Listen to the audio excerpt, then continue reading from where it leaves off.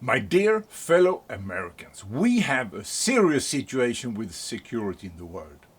We, it seems, are at the threshold of a potential World War III. I'm sorry if I talk a little bit like that, but it's cold, there's ice on the lake, and my jaws are not moving really the way they should. But let me continue.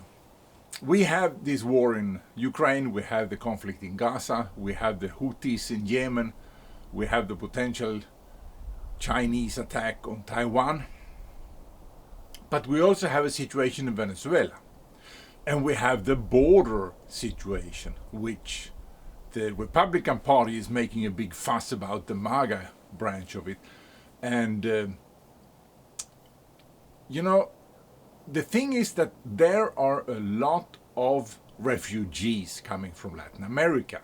They are fleeing. And why are they fleeing? They are fleeing because there are several countries that have been taken over by narcos, by drug traffickers. Cuba, Nicaragua, and Venezuela are totally in the hands of these drug traffickers. And they are allied with some countries that you are very well familiar with. Syria, Iran, Russia, North Korea. And they are also pretty friendly with China. All of these countries are together against the freedom and democracy that we in the West want. This is a global conflict, and the cocaine is part of this. That's a chemical weapon. They use that as a chemical weapon for which the Americans and Europeans pay themselves.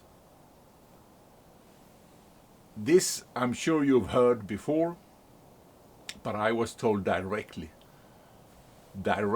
from a member in the narco guerrilla ELN when I was kidnapped by them in Catatumbo, Colombia, almost a year ago, in the #1 cocaine cultivation district in the world.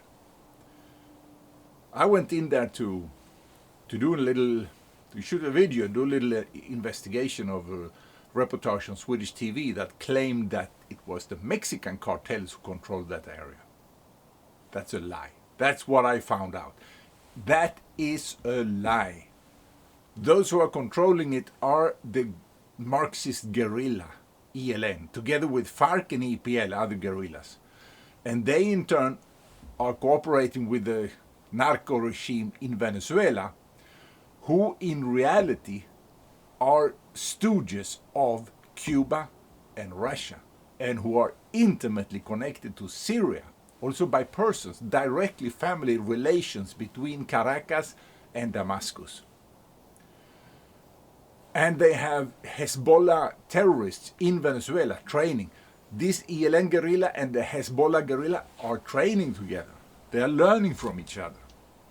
This is the same enemy alliance. And you know why this is important now? Why do I mention this now? Because the other day, the Maduro regime in Caracas, Venezuela, his Supreme Court, that is acting on his orders, prohibited the opposition candidate, the one who won the primaries, from participating in elections this year. And not just this year, for 15 years. She won the primaries with 3 million votes, 90%, a few months ago. And now the dictator wants to, he intends to forbid her from participating because he knows he has no chance of winning. The fact that they were going to hold an election was an agreement that the regime made in Barbados with the opposition under the auspices of Norway, with participation of the Netherlands and Russia. You see, something is off there with Russia participating. And then one of the two agreements was to hold free and fair elections this year. The other agreement was that they would agree on the Venezuelan claim to Guyana Esequibo. So that's obviously something that is in the interest of Russia to stir up a war in South America. But now, back to the topic. What happens now? Well, if the Venezuelan people, who have been building up and working and coordinating for this election for a couple of years, if they now feel that this was all a pipe dream, guess how many will leave the country? Because situations in Venezuela are precarious. A salary for somebody could typically be around $20 a month. You can't live on that. They don't have living wages in Venezuela. And the only reason people are staying is for this hope of restoring democracy. If that hope is crushed, several millions more Venezuelans are likely to flee the country. And where are they going to end up? At the US border. So it's in the US interest, across the political spectrum, to do something to restore democracy in Venezuela. Already, almost 8 million Venezuelans have fled the country. And a lot of them will go back. A lot of the refugees who are in the United States will go back if democracy is restored in Venezuela. Furthermore, it will help democracy in Colombia, because the drug cartel ELN, the guerrilla ELN that helped me, they were Venezuelans. The Venezuelan drug cartel is doing narcotráfico in Colombia.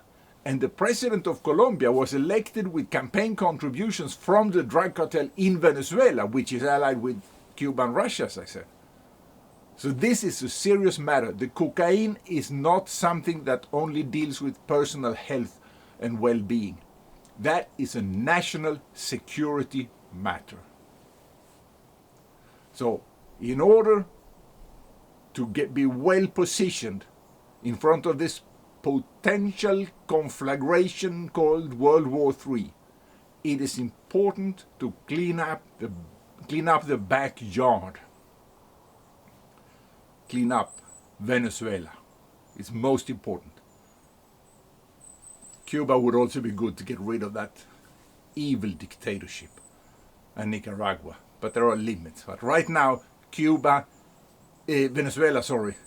Venezuela is very close to overthrowing it, and they need all the support they can from the rest of the world. This is a matter of international security and peace, that democracy is restored in Venezuela. I'm Ulf Erlingsson. I've been an activist for democracy in Venezuela since 2011, we could say, when I was part of founding Operación Libertad Venezuela, Operation Freedom Venezuela. So please subscribe to my channel, and feel free to subscribe also to this channel of Operación Libertad Venezuela, because we need to put all hands on deck to clean up this drug cartel for the sake of world peace.